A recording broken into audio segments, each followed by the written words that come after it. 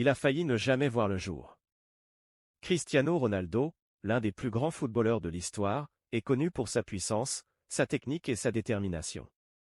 Mais ce que beaucoup ignorent, c'est que le chemin de l'homme surnommé CR7 a failli s'arrêter avant même qu'il ne commence. Son titre de gloire, sa carrière légendaire, tout aurait pu ne jamais voir le jour. Tout commence un 5 février 1985, dans un quartier modeste de Funchal, sur l'île de Madère au Portugal. Maria Dolores, la mère de Cristiano, attendait son 4e enfant dans des conditions précaires. Elle se souvient des douleurs physiques et émotionnelles qui l'ont assaillie à cette époque.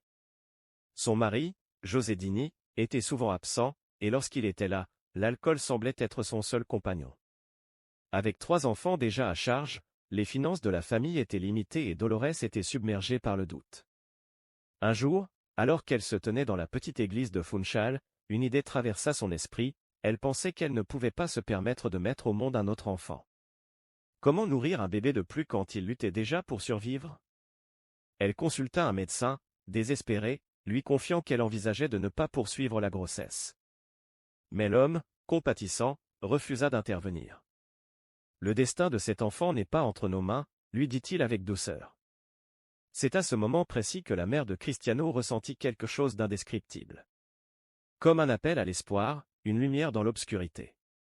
Elle décida de garder l'enfant, malgré les difficultés.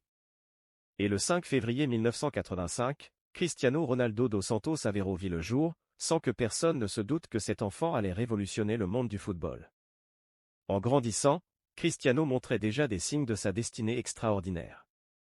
À 12 ans, il quitta sa famille pour Lisbonne, intégrant le centre de formation du Sporting. Ce fut un déchirement pour sa mère, mais elle sentait que son fils était destiné à quelque chose de grand.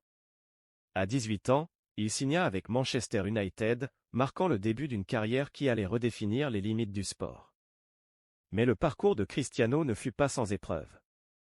Dès ses débuts, il fut confronté aux doutes, aux critiques sur son style de jeu jugé trop individualiste, et aux blessures. Pourtant, avec chaque obstacle, il se relevait, plus fort, plus déterminé. Pour lui, chaque défi était une opportunité de prouver sa valeur. Il perfectionnait chaque jour son jeu, ne laissant rien au hasard. Puis vint ce moment, en 2008, où Cristiano Ronaldo atteignit le sommet du football mondial, remportant son premier ballon d'or. Le monde entier applaudit ce jeune homme, qui n'était pas simplement un prodige du ballon rond, mais un modèle de travail acharné et de persévérance. Ce jour-là, Maria Dolores regardait son fils avec fierté. Elle repensa à ce moment de doute, des années plus tôt, et comprit que sa décision avait changé l'histoire du football.